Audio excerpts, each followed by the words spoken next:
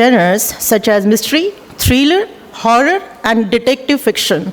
But elements of this style can also be effective in other genres, aiming for emotional depth and engagement. Overall, the goal of mysterious writing is to create a captivating experience that keeps readers engaged and eager to unravel the enigma presented in the narrative. Good morning, everyone. This is Sanjeevani Bakale, delighted and privileged to welcome you all to the 6th edition of Orange City Literature Festival organized by SGR Foundation in association with GH Raisoni University, powered by Raisoni Education. I would like to introduce today's speaker who will shed more light on the topic of writing mysteriously. With their expertise in crafting suspenseful narratives, she will share valuable insights and technique to help us create an engaging atmosphere that captivates readers. Our today's speaker, Ms. Mallika Ravikumar, is a distinguished lawyer turned author who has penned several acclaimed books for young readers, including numerous award-winning titles. Her writing encompasses themes of history and mystery, and she is known for a unique practice of engaging in conversation with trees. Notably, she has authored the M4 series of Legal Mysterious, published by Speaking Tiger, as well as 565, a work of creative nonfiction that narrates the compelling story of India's unification. At the OCLF, she will present insights regarding both of these significant literary contributions.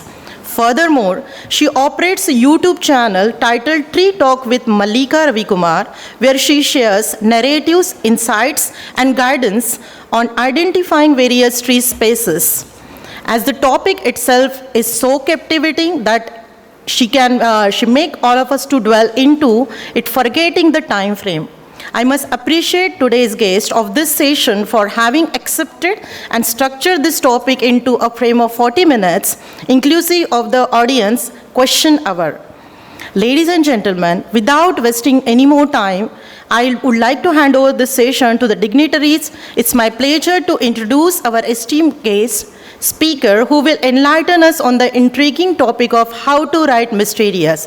Let's give a warm welcome to our speaker as we explore the elements that create a sense of mystery in writing. It's over to you, ma'am.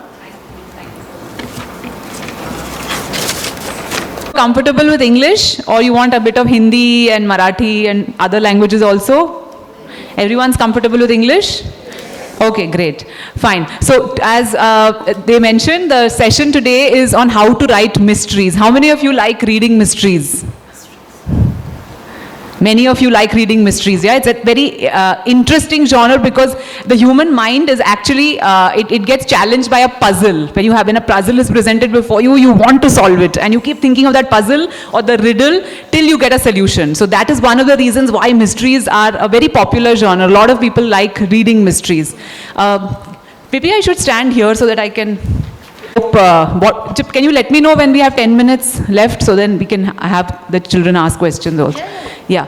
Okay, so what we're going to cover today are just basic elements. What is a mystery, what it involves, the various types of mysteries, tips on how you can write mysteries if you want to be writers. Some of you want to write mysteries here, I hope. And what you should do and what you shouldn't do. Some basic do's and don'ts. Yeah. As I said, mysteries are a very popular genre because of this idea that it's an innate human, we are just programmed like that. The moment I start a story or the moment I tell you part of something which is like a puzzle, pata hai kal kya hua?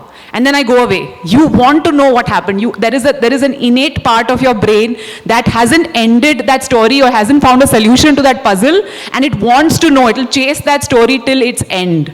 So that is why this puzzle format of mystery where you have clues, there has been a murder, there has been a theft, and there are clues that are left and you want to know the answer to that, which is why all of us, universally, it is a very, very loved genre. So what if you want to write mysteries, what can you do, right? So these are the basic elements that any story would have, not just mysteries. But since we're talking about mysteries, there'll be characters. Every story has characters. And the the protagonist is, like we say in the context of movies, the hero of the story, right? It can be male or female, and that is the protagonist. Most of the time we tell the story for the protagonist to win at the end. That person has to be, that person has to solve the mystery, right? The person who is solving the mystery is the protagonist. The antagonist is what we call villain, the person who is opposing the protagonist. And any story, it need not be only a mystery, whether it's romance, whether it's historical fiction, whatever it is basically a clash between the protagonist and the antagonist. The clash between the hero and the villain is what gives the masala to your story, right? And of course, there are others. There are people who are helping the protagonist. There are people who are preventing the protagonist from getting... Can you see? You want me to stand behind? I can stand behind, yeah. And others, allies, others in the story. So they will populate your story as well. There is a plot. In every story, when you ask, if your friend goes to a movie and they come back and you say, what was the movie about? Right? That's what you're asking is, what is the plot? What is the main problem in the movie, in the story? So your story should have a plot, right? If you're writing a mystery, what is the problem? Is it a murder? Is it a theft? Has a child been kidnapped? You should be able to distill it in very few words. If you want to really start writing your story, you have to have clarity on what your plot is about. So that is the problem or the puzzle. And we'll see what it entails, but also you have to think of what clues you're going to give, what is the process through which this mystery is going to be solved. Then, of course, every story has a setting. Your story may be set in your school, it may be set in a time period 50 years ago, it may be set during the freedom movement, it may be set 500 years ago during the Mughal era. Where is your story set in terms of time and in terms of location? The setting is very important. And sometimes the story actually depends on the setting. If it's a historical story set 50 years ago, obviously in your mystery you can't use things like DNA evidence. The kind of fingerprinting evidence that was there 50 years ago was very different. So your whole story will change depending on where, in which era you're setting it in. And, oh, sorry, there was one more. And the stakes in a story are very, very important. What I mean by stakes is, what is the consequence of the protagonist failing? This is what makes the story more thrilling. So for example, if it's just a theft, if you have lost your phone, and the mystery is about how you find your phone, okay? Now, if you don't find your phone, the consequences of that are not going to be very, very dramatic. But if a child has been kidnapped and the mother is searching for the child, can you see it as a far more intense struggle? You can't just say, yeah, okay, my child is not found, I'll get another child, right? You can do that with your phone. So the stakes, what are the stakes of failing? That is what makes the story more larger than life, dramatic and compelling. You want to read, you want the protagonist to succeed because the stakes are so high. So that is what I mean by stakes, what the gains and the losses are, and that creates the pressure, that creates the suspense. So that is also something you need to think of when you're writing your mystery. Yeah, so we're just going to briefly look at character. We said protagonist is the person who's the hero. He or she is the investigator. It can be a single person, it can be a group of people, usually in mysteries, like in this case, the books that I'm going to be talking about, the Vanishing Gods and the Missing Turtles. This is an M4 series of mysteries where there are 3 children and a dog. So it's a group of protagonists, it's not just one person, but it can be one person. In several detective stories, it's just one person. So that is the protagonist. And often you tell the story from the protagonist's point of view. Antagonist, again, the criminal, it can be one person, it can be a gang, it can be multiple people. It can also be some situation, right? It can be, for example, in today's world, it can be some AI technology that is, trying to create havoc. So it need not be an individual person, but it can be any force that is opposing the protagonist from getting to his goal. And like I said, there are others. Some of the allies are very important because the protagonist cannot do everything alone. Then it becomes very unrealistic. So you have allies who will help the protagonist. You will have people who will misguide the protagonist. So also, we'll talk about that later. But these are the elements, the characters when you think of populating your book. These are the characters you have to fill your ideas with, your outline with. And why are these characters important? What do they bring to the story? So the person who is a victim, let's say this child has been kidnapped, right? That child is the victim.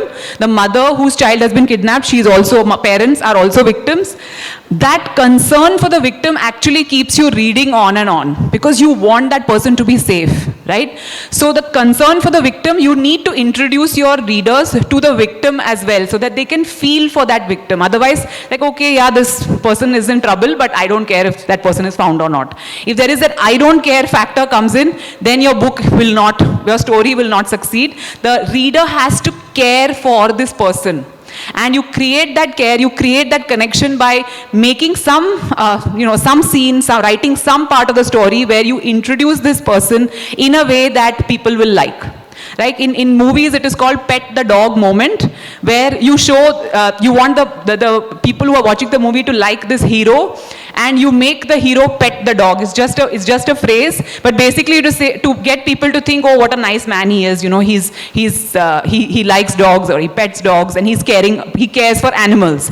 Or you have the hero who will help a blind man cross the street or something to show that this person is compassionate, to show that this person is nice. So the people who are reading or watching feel that they care for this person. It's very important for people to care for the protagonist, otherwise there is nothing to keep them reading from page to page. Okay, so that concern is very important that you create. What happens also, something that you can do in mysteries is a sense of justice, right? Where somebody is kidnapped, if somebody is murdered, the idea that you want to get to the end because you feel justice should be done. That also is something that you need to weave into your story if you're writing mysteries. And how do you create the suspense? By adding some danger and creating fear. Because the protagonist can't just go up and solve the mystery, find the clues.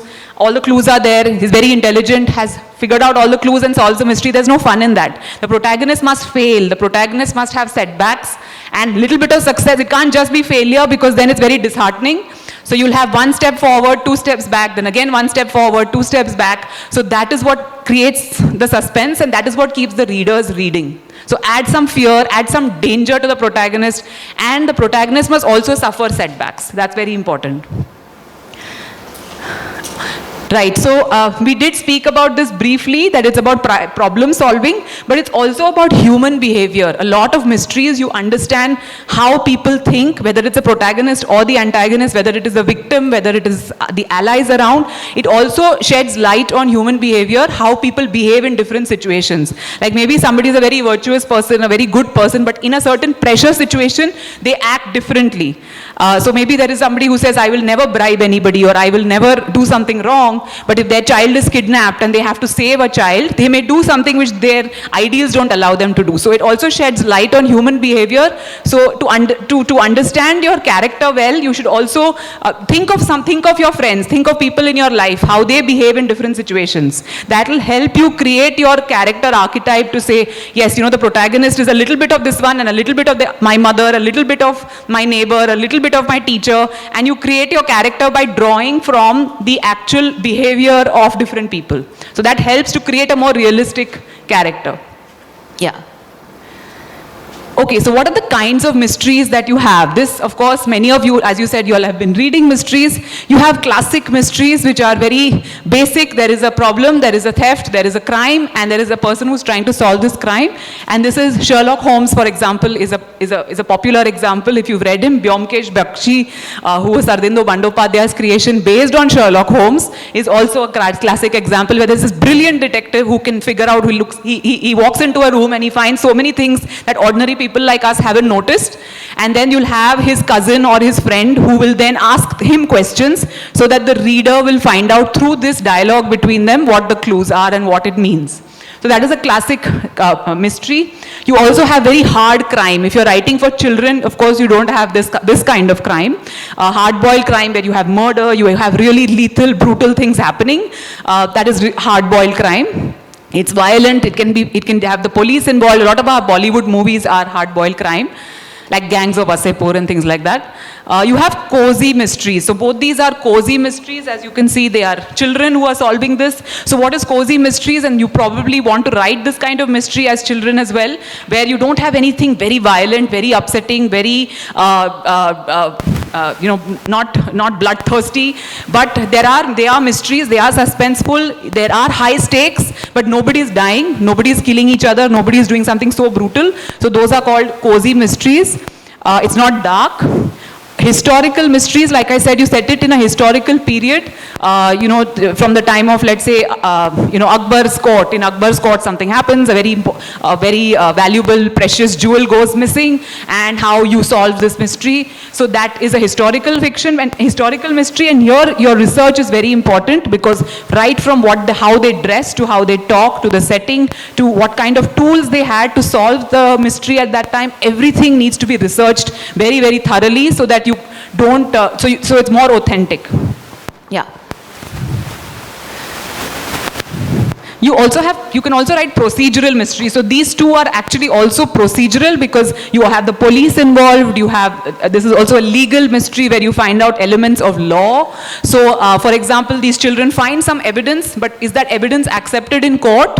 As a lawyer, I was trying to write stories which have some amount of legal flavor, so to introduce children to the legal aspects. So these are legal mysteries, so which is what I mean by procedural mysteries, where you discover a part of law or police procedure. How do you file an FIR in court? Do you all know what an FIR means?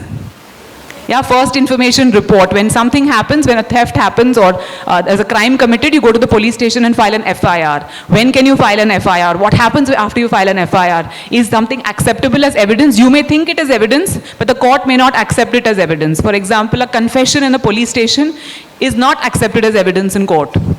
Yeah, because the police may have beaten up somebody and that guy may have admitted to doing something, but actually that person may not be guilty. So the admission in a police station is not accepted in court. So these are procedural things which one discovers in the course of these stories. But that is what I mean by procedural mysteries, where the focus is also on the way the mystery is solved. It is not just picking up clues and figuring out who the thief is. Psychological thrillers, also very interesting. Many of our web series these days are psychological thrillers. The Girl on the Train, for example, is a popular book which is a psychological thriller. One of the things happen in a psychological thriller is the person who's narrating the story is unreliable. So you are actually listening to the story from a person's point of view, and later you find out that this person has been lying all throughout, or that this person has amnesia, this person has some memory problem, and this person has been fabricating what they have been telling you. So you have trusted the protagonist, but the protagonist is not reliable. The protagonist is not the villain, but because of whatever memory problems or whatever they had, the story that you're told is only parts of the story and not the whole story. Or it's not reliable. So these are psychological thrillers which play with your mind and also delve into the mind of the protagonist, of how people are not always honest and how the story that you are told is only one side of the big picture. So you can't really rely on it. Then you have paranormal mysteries where ghosts are involved, where spirits are involved, where things beyond the physical world come into play. Many of us, I know that stories which are based on this are very, very popular, horror stories. But so mysteries which have an element of horror, have an element of out of this world experience, where a ghost sort of does something, those would be paranormal. Goosebumps by R.L. Stein, a very, very popular set of books where you have ghosts and spirits and things like that. Then you have thrillers. Thrillers are actually one of my favorite genres. Thriller is when, and all of you would have seen movies which are thrillers or read books which are thrillers. The important thing is, in a thriller, you will write the story not just from the point of view of the protagonist, but you also show the antagonist. In a classic mystery, let's say it's a case of kidnapping, you don't know who the kidnapper is. The child is missing, the parent is searching, the police is involved, there are other people helping, and everybody is desperate to find this child who's been kidnapped, but you don't know who the kidnapper is. That's why this set of books, this category is called whodunits. Means who is the person who has committed the crime. That is the basic question that is driving you from page to page. Right? But in a thriller, you already know who has committed the crime. Because you see the story from the point of view of the protagonist, and you also see the kidnapper. You see the kidnapper with the child, the kidnapper is torturing this child, the kidnapper is keeping this child in a dungeon. You see the kidnapper as well. The question is not who did it. The question is, will the protagonist succeed in finding this child? You see both sides, and that is what builds the thrill, because you see that the protagonist is trying so hard, is almost getting there, but you also see that the antagonist is actually escaped before the protagonist gets there. So the tension is coming from both sides, and it is not only from one point of view. And the most important thing in a thriller is a ticking clock. In a classic mystery, for example, if you take 2 days to solve the crime, or you take 2 months to solve the crime, nothing really is going to happen. But the time is not of consequence. But in a thriller, there is a time, there's a ticking clock going on. For example, if you don't get to this child in 24 hours, this guy is going to blow up the building, or something like that. So that is what is creating the suspense. There is a ticking clock, there is a time element involved, and you have to solve the mystery within that fixed, regulated time. That is what the recipe for a thriller is. And very, very many stories, the Da Vinci Code, for those who've read it, very popular book, it is a thriller because there is a time element involved and very, very high stakes. They're looking at, the bloodline of Jesus Christ and all that. So it's very high stake, back row, a big idea, and it has a thriller because you can see the antagonist as well. So the thriller format is not who did it, but will we find the criminal? That is the question. Speculative, futuristic, these are not I don't read much of this, so I won't be able to tell you much, but these are also categories of mysteries that exist, where it's a dystopian world, where things are happening in a parallel universe, where, let's say, people talk in some strange language, or people communicate, or there are machines, there are no human beings, there are only machines, there are only AI, things that are very futuristic, which maybe children in your generation would know more about than me. So these kind of mysteries can also be examined, where you have robots and AI and futuristic things that are different from the world that we know today. Yeah. And of course, there are comic mysteries. We've seen a lot of movies based on this. The Murder Mystery, which you find is a series of comic mysteries where actually the protagonist is not a very smart guy like Sherlock Holmes, but they're actually just bumbling about and they find some clues as they're bumbling about. And there are comic elements also in the story which make the story fun to read. Yeah, and it's completely just happenstance. It's coincidence that they find something, and as they're doing something else, they're going for a holiday, and they actually just stumble upon the murderer, something like that. So it's comical. There is comedy involved in it, and then the opposite of that would be very dark mysteries, which are there's nothing fun or nothing comical about it, but it is very dark, and it explores these elements of the human mind that are not very pleasant to read about. Yeah. Okay, so now we've seen the types of mysteries, how do you populate it with characters. So what is the setup or the framework of how you go about this, right? So in any story, this is not just mysteries, but in any story you want to write, the first part is the setup. The setup means you need to introduce your characters, you need to introduce their world, you need to introduce the stakes, you need to introduce the problem. That is the setup. The second part, that is the main chunk of the book or movie or story, would be what happens after you've introduced them. How do they go about getting to their goal? And like I said, this is not only for mysteries, it is for any story, right? You introduce, in a romantic story, you introduce the principal characters, their world, the friends, their whole, the other characters as well, the setting, and then whatever their goal is. Maybe they are in different countries, maybe they are separated because of their parents don't want them to get married, whatever the situation is. The rest of the middle chunk is how they overcome these obstacles to get to what they want to get to. So if it's a mystery where, again, coming back to the example, a kidnapping story, in the initial part, you will introduce the child, you will introduce the child's family, you will introduce, the world in which this child lives, and then the kidnapping takes place. And then the middle chunky part is how the parents and the police or whoever is investigating actually finds the child and finds the kidnapper. And the solution is the end, last part of the story, is after the hunt is done, the success or the failure. If it's a failure, it's a tragedy. But most children's books especially, you end with a happy end, you end with hope. So the last part is the solution, where after the hunt, after the chase, they actually find the kidnapper, they find the child, and the child is brought back home. So this is a basic, in any story, but this is how it would be in a mystery. And there is no hard and fast rule on this, but at least when I write, I like to think of this as the breakup. Can you see the last section?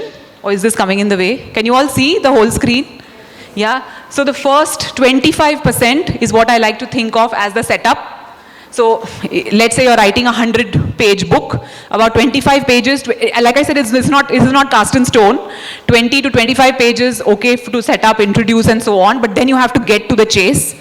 So the next 50%, the main part of the book, would be that central part where they're trying to find this child, trying to find the kidnapper, trying to solve the case, finding clues, getting misled, getting back on track. All that will be the chunk of your book, the middle of your book.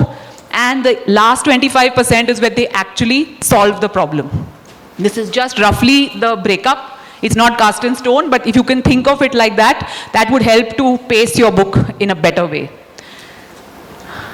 Okay, so this is just, in case I gave an example of 100 pages, but let's think of a 300-page book. This is roughly a 200 and something page book would be this 250, I think. Yeah, 250-page book would be roughly this size.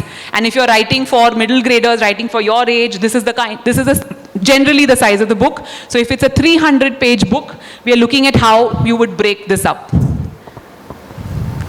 So in the page 1 to page 75, which is the first 25% of the book, you would introduce the characters and introduce the crime. The crime has to take place then. That is something that will keep the reader going. You can't just lazily keep introducing everybody and go into details of their life. You introduce them in the sense of telling the reader what is important about them, right? What is important, relevant to the story. You don't say everything there is to know about these people, because then you're just rambling on and you have to get to the crux of the story. So page 1 to 75 would roughly be introduce the world, introduce the characters, and the crime also takes place there. The hunt is page 75 to 225. This is assuming a 300-page book. Finding the clues and piecing the evidence together. You find a clue, some clue may be misleading, some clue may actually not be relevant at all. So you've gone in the wrong direction, then you realize you've gone in the wrong direction, you come back to the right direction. All that journey happens in the middle of the book, page 75 to 225. And then the last 75 pages where you actually come back on track, you are on the right track, you get to the antagonist, you find the kidnapper, you find your child, and the child is brought home. So that is the last part.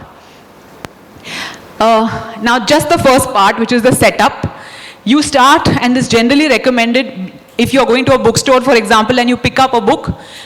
They say that the person who's buying the book gives only a few seconds to decide whether they want to buy this book or not. And the few seconds is reading the first paragraph or first page of the book. You're browsing, you're not even reading. Right? So it's very important in any story, especially if it's a book, that you hook the reader from the start. The start is very, very important. Right? Even in movies that you watch or in the web series that you watch, you may see that now people are starting the movie or the web series before the titles come, because people don't even have the patience to wait for the titles to end. So there'll be some hook right at the beginning, let's say the murder or the kidnapping or the crucial scene, which will be right in the start, and then you have the titles, and then there may be a flashback or whatever to show you the background, but the crucial scene is right at the start. That's called the hook, because you have to hook the reader right at the beginning. So your first line, your first paragraph, your first page is very, very important in a story. So that happens right in chapter 1, okay? Then you have something called an inciting event, which happens after a few chapters. This is showing, let's say, the actual kidnapping scene, right? This is what sets the ball rolling. This is what the mystery begins with. And that happens somewhere a few chapters into the book. And the end of the first section, that is the setup section, you have something what we call the first plot point, which is, in a way to look at it, it's a point of no return, where maybe till the beginning you're thinking as a protagonist, yeah, shall I get into this case? Is it worth solving? I have so many other things to do. Is it worth chasing this? And then you reach this point where you have no choice left, because you are drawn into this because of something very, very compelling. Maybe because it's going to affect your life in case you don't solve this case, in case you don't go on with this. This is going to have a long-term impact on you. Or maybe somebody's life is at stake. Like in a kidnapping case, you realize that this child, if you don't go and solve this case, don't go and find this child, this kidnapper is going to kidnap another child. And you can't let that happen, right? You know this information, and only you know this information, and therefore there's a point of no return. You have to do something about it. And that enters the second phase of the book, where you are thrown into this journey which you just have no choice of getting out. That is what makes it compelling. Yeah, next one. So this is the middle of the book, where you started with the first plot point, which is the point of no return. Then you are between that point and the midpoint, there are a lot of struggles and setbacks. So you're looking for clues, you can't find your child, you can't find the kidnapper, you're getting misleading clues, you're chasing them here, chasing them there, you go to another city, you go to the wrong place, you find clues which are not relevant. All these things happen. There are setbacks, but there are also not only setbacks, there are also certain positive things. So that is what happens in that section between the first plot point and the midpoint. And in the midpoint, there is this, and again, when I say midpoint, it is not like it has to be, if it's a 300-page book, it has to happen at page 150. It is not like so sacrosanct, but roughly the midpoint is there is a big moment of realization. There is a turnaround that happens when the protagonist realizes that, hey, I've been looking at this whole thing wrong. There is something that I haven't factored in, and I need to change the way I'm looking at this. I need to change the direction in which I'm going. That midpoint is actually a flip. And if you look at any of your favorite stories, any of your favorite movies, you might be able to identify this midpoint when the protagonist says, I have been doing this wrong. I need to acquire some new skills. I need to think like the antagonist. I need to do something differently to get back on the right track. And that can be a very dramatic thing, it can be a very subtle thing, but there is a certain moment that, that is sort of anchoring the story right in the middle. And then from there, once he or she has decided that I've been doing this wrong, I need to get back on the right track, they learn the skills necessary to fight the antagonist. Maybe they learn, some martial arts or whatever they need to do, because they understand that the antagonist has actually got, dangerous mind, or he has a certain special skill, and the protagonist also has to get that skill to fight the antagonist. And so they get closer, they learn, they improve, they get better at playing the game that the antagonist is playing. And then there is a second plot point, which is at about 75% into the book, that after all the struggle, you think, hey, he's getting ahead, and then there is a big setback. And it's a sort of shock for the reader too. So that comes at the second plot point, which is sort of a temporary defeat. Yeah. And this is the last 25% of your story, where you have this temporary defeat, and then again the action picks up. There is a moment which is a climax, where there is the protagonist and antagonist, maybe they're face to face, it could be an actual face to face thing, or where you are actually near the kidnapper, you have found the child, you found the kidnapper. And after the climax, you have what is called the resolution. And the resolution is like this happy moment, happy scene after the climax. The climax is the high point of action. And then to end, like to have a closure, you have the moment when the child who's kidnapped is brought home, is reunited with the parents and the family. That would be called that would be a typical resolution. In any story, usually after the climax, there is a small section of resolution. Okay, so now the tips that are useful if you're writing a mystery. Very important thing would be to think of it in terms of action. A lot of times I get sent something, my daughter wrote this or my friend wrote this, can you tell me, give me some feedback. And usually a lot of it is like an essay. And the essay is just narration. This happened, and then this happened, and then this happened. And so it's like an essay which you're trained to write in school. But writing a story is not an essay. You're not describing your holiday. You're not describing. You are actually showing the action of what happened. You can't just describe. So the important thing is think of it as action. Think of it visually, as if you're watching a movie. And it should not be passive, basically. It should be active. And a golden rule that any writer will tell you is this: show, don't tell. Telling is narrating. Showing is where you're depicting something visually as it happens, right? So let's say if I'm going to say it's raining outside. That is telling. I'm telling you that it is raining. I'm not showing you the rain, right? But if I were to show you the rain, I would describe the rain as it is happening. So there are dark clouds in the sky, there's thunder, there's lightning, my bag is drenched, my clothes are drenched. So I am showing you what I look like, and I'm showing you what the day looks like. I'm not just telling you it's raining, I'm showing you. I didn't use the word rain at all. I'm telling you I'm drenched, I'm telling you my feet are soaked, I'm telling you my hair and clothes are wet, I'm telling you that there's thunder, there's lightning. I have not used the word rain, but the picture you have built in your mind as I've described this is that it's raining and there's a storm situation, right? So the idea is not to tell, but to show what you're describing. That's a very powerful tool when you're writing any story, not just mysteries. And another important thing is the protagonist has to take initiative. He can't just be sitting and, all the clues just fall into his lap or her lap. The protagonist must actually take action कि मुझे ये mystery solve करनी है. They have to take action, which is an important part in driving the story. It is the protagonist's need to solve this mystery for whatever reason. Yeah. The other tip that is useful when you're writing mysteries is what is called a red herring. A red herring is actually the name of a fish, but what it means when you're writing mysteries is something which is misleading. When you're giving clues which are not the real clues. You're not doing this only to mislead the readers. These can be genuine clues that the protagonist collects, only to find out later that this clue was not relevant, or this clue was wrong, or this clue was actually taking him in the wrong direction.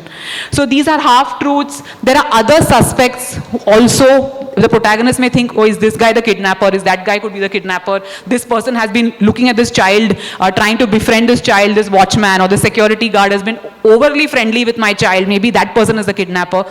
So you give these certain other characters and you mislead them. Maybe this watchman was genuinely friendly and was not a kidnapper at all. And he was genuinely being friendly with your child. But by showing that scene, you create a doubt in the mind of the reader that this person could be the kidnapper. Right, so these are the misleading half-truths that, or like I said, a misleading narrator, a character who lies. All this will take the protagonist in the wrong direction, which also adds spice to your story.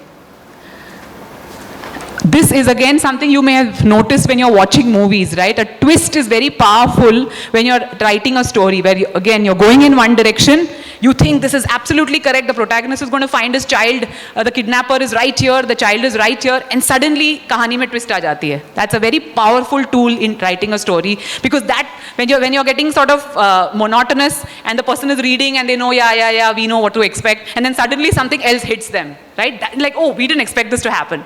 And then you want to read more.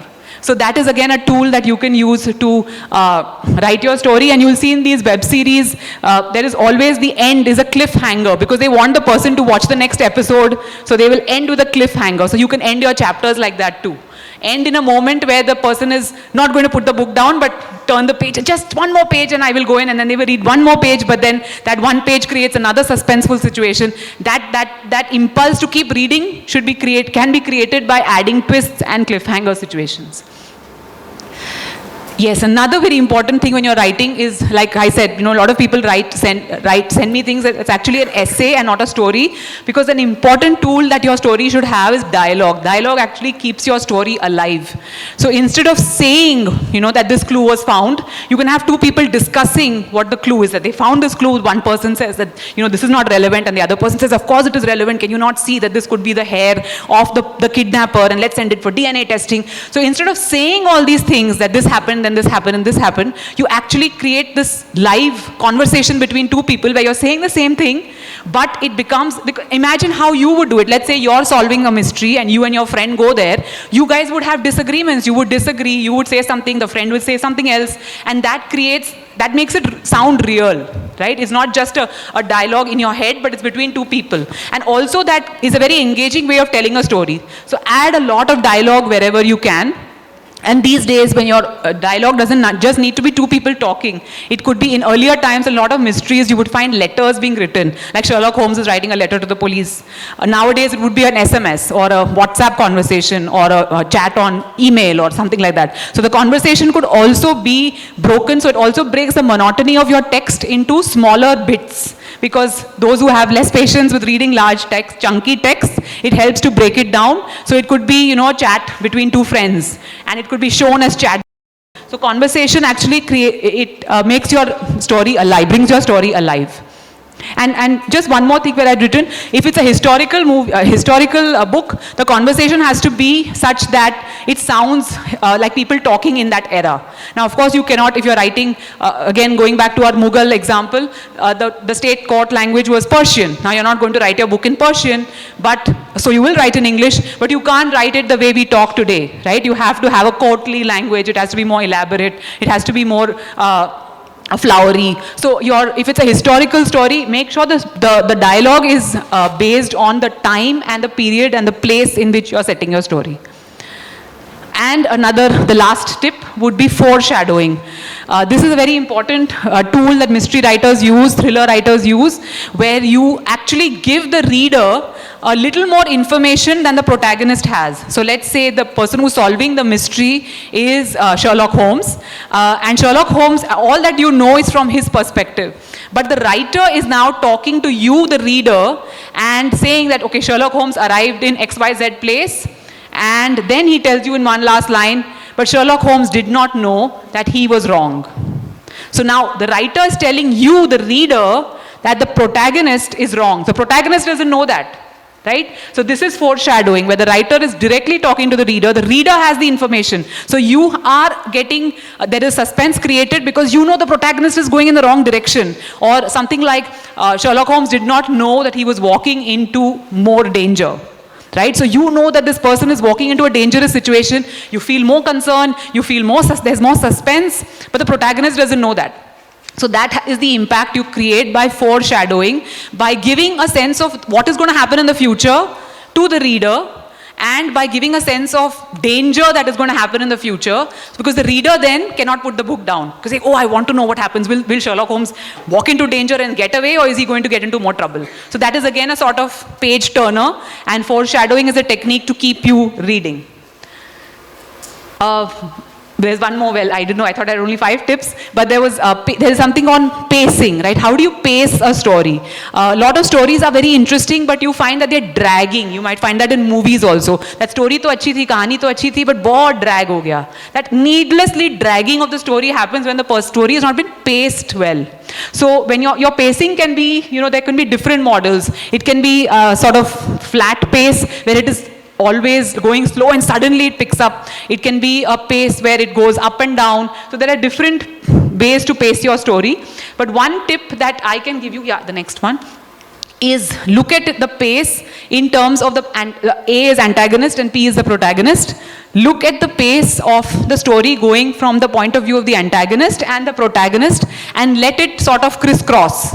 So the pace of the antagonist may have, when he is, at a low point, then he kidnaps this child, and then the protagonist is at a low point at that time, and then the protagonist finds some very important clue and is nearing, to solve this case. That is a low point for the antagonist, because the protagonist has sort of figured out what he's doing, but then he changes his game, there is a twist, and then again the antagonist has a high point and the protagonist has a big setback, and then finally, of course, if it's not a tragedy, the protagonist has to win. If it is a tragedy, the antagonist would win in the situation. So think of the pacing by overlapping the pacing of the antagonist with that of the protagonist, because that will keep the story engaging throughout. Okay, so now after the tips, these are the do's and the don'ts. These are some goofs that you can avoid when you're writing a mystery, or maybe some also applicable to other genres. One is coincidence. This is very, very important. It cannot be that your child is kidnapped, you're searching for this child, you're looking for clues, you spend like 300 pages looking for this child, and then one fine day you're just walking on the street and your child is standing in front of you. Okay, that is just not done. It is not fulfilling your duty to the reader who has invested so many hours of their time, invested money in buying your book, that they're reading this whole story and then it's just coincidence that the case is solved. Okay, that is when you come out of a story or a movie and say, yaar, maza nahi aaya, because the end was just so like flat. Okay, so coincidences should not happen. Some coincidences can happen. So for example, the first coincidence that your child has been kidnapped. Why your child? Why not somebody else's child? Maybe your child was there at the park alone on that day. So that is a coincidence, right? And some coincidences are okay. But the solution, the end, the climax, that cannot be a coincidence. That has to be the protagonist's effort, his intellect, his or her intellect, the clue solving, putting things together. That must actually result in the solution. It should not be a coincidence. So this is a big no-no if you want to write a mystery. Yeah. The other thing you should avoid is not leaving enough clues. If you are creating this mystery, you should give the reader, like I said, it's a puzzle. The reader also wants to be involved in solving your mystery. If you don't give them clues, how are they going to solve the mystery? So leave some clues, and you can leave misleading clues. You can give clues to have multiple suspects, and then give wrong clues, give misleading clues, and then the reader will at the end have to say, oh yeah, I should have figured this out because the clues were there. But I couldn't figure it out because it wasn't, easy to figure out. So that's what makes a good story. But if there are no clues, what is the reader going to do throughout the story? The mystery, part of the mystery is getting the readers involved in solving the mystery. So the clues should be there. Then third big no-no is if it's too easy. I mean, it's very, very obvious. There is only one suspect. All the clues are leading to that one suspect. There is no other suspect. There is no suspense because it's very, very obvious that this person is the person who's committed the crime. So you can't keep it so easy because then it's flat and it's not interesting. The opposite also is true, making it too hard, where it's just impossible that you don't give the clues, or you give clues and it is so difficult to figure out that the protagonist, that the reader is not able to figure out who the person who has committed the crime. And in the end it comes as a shock, like, hey, this guy is the person who's the villain? I just couldn't tell at all, right? So that also shouldn't happen, where it's too easy or it's too hard. And important also that you've solved the mystery, everybody knows the answer, and then you're still dragging the story for no reason at all, because you want to tie up your loose ends, you want to give some moral lesson, you want to give some philosophical, thing to the reader. All that is all the bhashan that you want to give, all the these things that drag the story needlessly after the end. That is also a mistake that you should try and avoid. If you want to convey something, you can put it into the story, but not after the story has ended. After the story has ended, very short resolution after the climax, like the short and sweet moment, and end your book. So don't drag the story. The other things to keep in mind is, if you are writing mysteries, can it be a series? Like many of the mysteries we read, the Enid Blyton mysteries, say Secret 7, 5 Find-Outers, the Famous 5. This one also is a series, and there's a next book which will come out next year. So can this be extended to a series and not be just a one-time story, right? Something that you can think of by when you're creating a setting or creating a world where they solve the mystery. And to do that, what you need to do is the characters have to be very likable. If the reader wants to know what happens, I want to spend more time with these characters who I'm reading about. So you have to create likable characters if you want to create a series. Just go back. Yeah, the setting, I already told you a little bit about setting, but the setting can do a lot of the weightlifting if you create a mysterious enough setting. If it is set in this khandar somewhere, or if it is set in this very mysterious place where nobody goes to. So the suspense, the fear, the danger is already built into the setting. So your setting can help you create some of these elements that we discussed. And the length, I already mentioned this, don't drag it needlessly. One of the things many people, and I think especially the adults, my generation, we were told stories which always had a moral ending. What is the moral of the story? It has some philosophy, it has some lesson for children to learn. If you're writing a mystery, the purpose of writing fiction is entertainment. So let it be entertaining, let that be your main focus. Not what the child will learn from the story, or what somebody can, what values somebody will get from the story, or morals somebody get. If there is a value, that's great, but that's an additional thing. The main idea is that it should be entertaining, gripping, enthralling for the reader. This I already spoke about, dialogue, ally, and the more hurdles you add, the harder it becomes for the protagonist, the more tension that creates, and the more tension there is, the more satisfying the end is.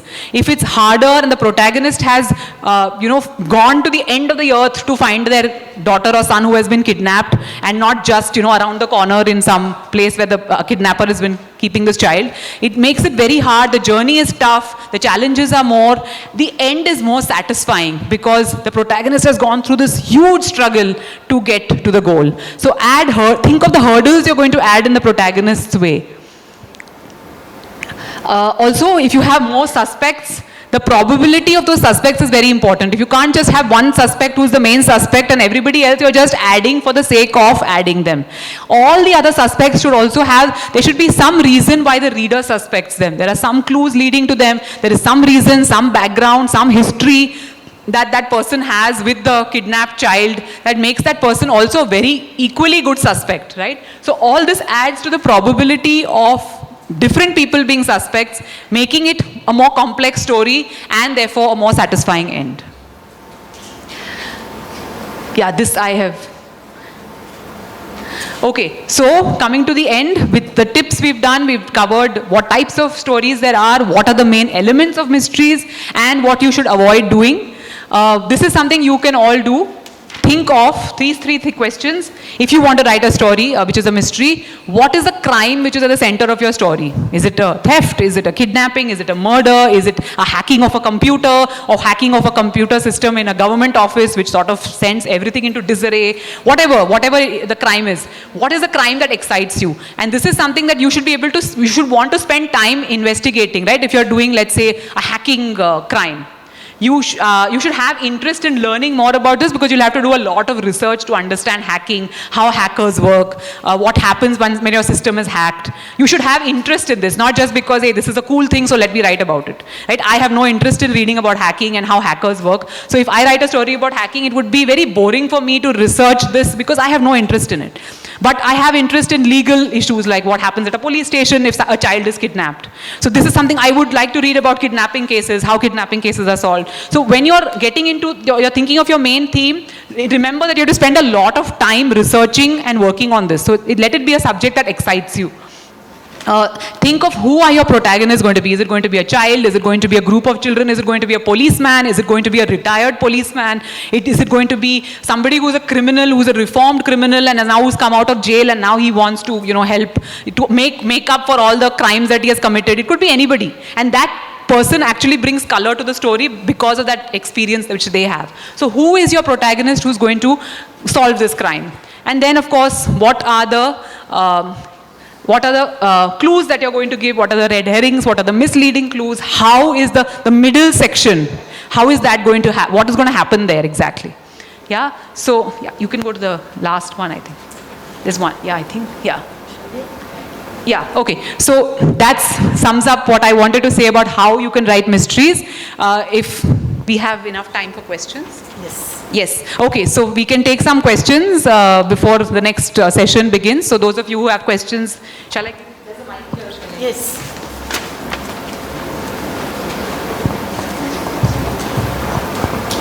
I saw many of you writing down notes. All of you want to be writers who want to write mysteries? Yes, okay. I hope this is helpful for you whenever you start writing and if you're writing mysteries. Yeah, okay.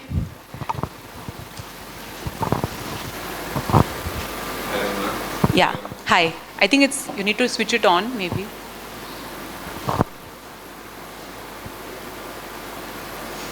Hello ma'am, myself Akshat. Actually, I wanted to ask how to decide the time frame of specific characters based on their roles. Because when I write, I'm very confused sometimes how to space out the time limit between different characters based on their roles. So that's the question I want to. Okay, good. Thank you. What is your name? Akshat. Akshat. Yeah, so Akshat has a question about how to distribute the time frame, divide the time between different characters. That's a very good question. So the point is, the most of your time, if you're focusing on a certain character, that character is obviously important to the story. And if the character is not important, you should not spend so much time focused on that character because they're not relevant. So most of the time should be focused on either the protagonist or the antagonist, because they are the main characters. So I would say, if you're, again, it's a 300-page book, I really can't break it down that way into pages, but a large part of the time, let's say 40% of the time on the protagonist and the antagonist, what the protagonist is doing, what the antagonist is doing, and the rest of the time can be, so in every chapter, one of them should appear to do something, because otherwise the whole point is either solving the crime or somebody who's committing the crime. So even the allies who are there, the hurdles that are there, are all connected to one of these two opposing forces.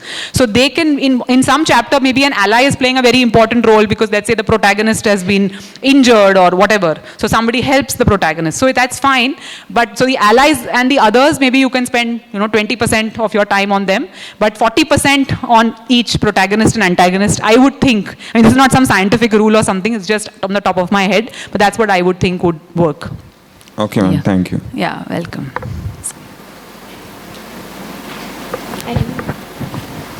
Yeah. Anyone else has any questions? Yeah, this one. Say a cartoon series, for example. Right. Is it different from really writing a book?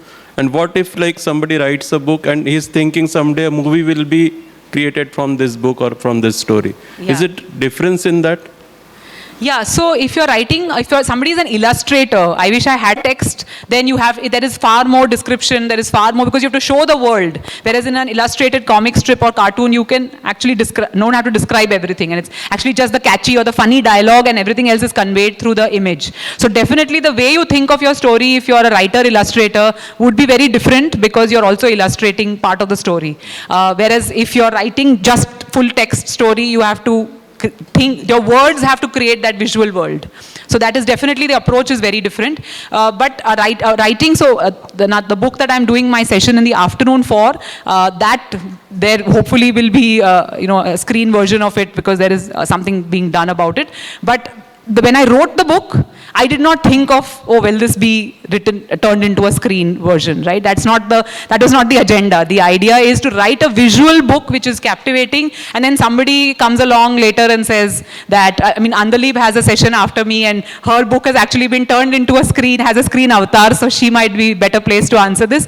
But I don't think one starts off with the idea that, hey, I want my book to be turned into, of course you will want it, that's where, you make more money as writers, but I don't think you start off, the starting point is not that. The starting point is, I have the story and I want to write it, because we love words and we love writing. But if it has a good chance of having a screen avatar, then of course, why not? But I would not think most writers start off with that as their goal. Yeah. Okay, thank you. Yeah.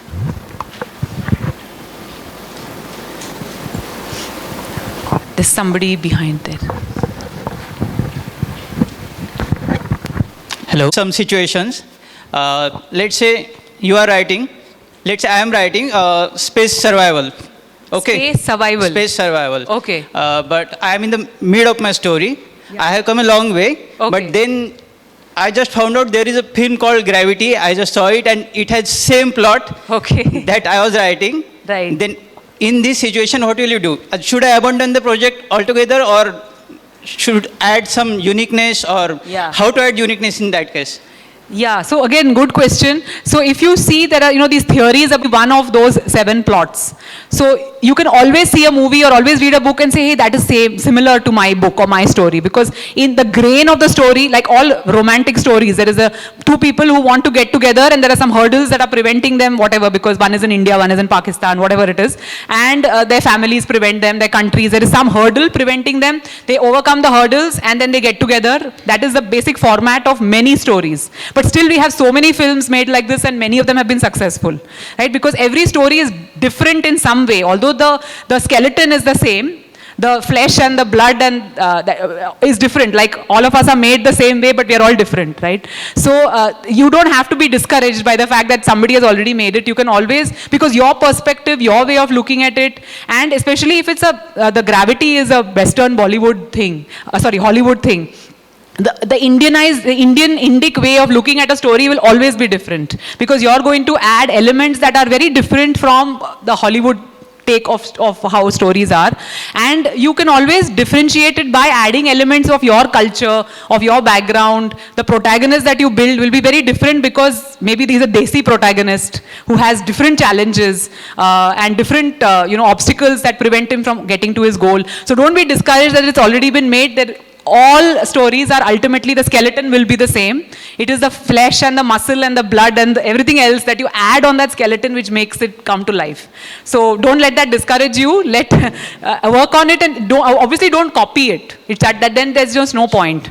So a lot of people wanted to write Harry Potter like books because Harry Potter was successful. But if I wanted to read a fantasy of story of a boy in a magic school, I have Harry Potter. Why should I read something else? The original is there. So don't copy, of course, but nothing wrong. Don't be discouraged that the story is already written. There could be a Desi Harry Potter who has his own set of challenges, and that's very different. So it's inspired by something, but definitely not copied that. But don't let that stop you from finishing your story. Yeah. Thank you, ma'am. Yeah, welcome. Yes, I think. Question session is still on. Anybody wants to ask question? Yeah, please. She's raised her. Also, I think these books are, I don't know where the store is, but there is a crossword bookstore where these books will be available in case anybody wants to get signed copies. I'll be here for the whole day. Yeah. Let's say it's a writer who's confused about the genre he wants to write on. So I came up with a simplification of that genre. That's noir, like the one which you showed on the presentation, noir, and kind of a fantasy, mystery, and even the era is totally different from what it is now. Right. So if we add also a bit of romance in it, and a lot of literature. Lot of? literature. Yeah. So, what would we call the genre?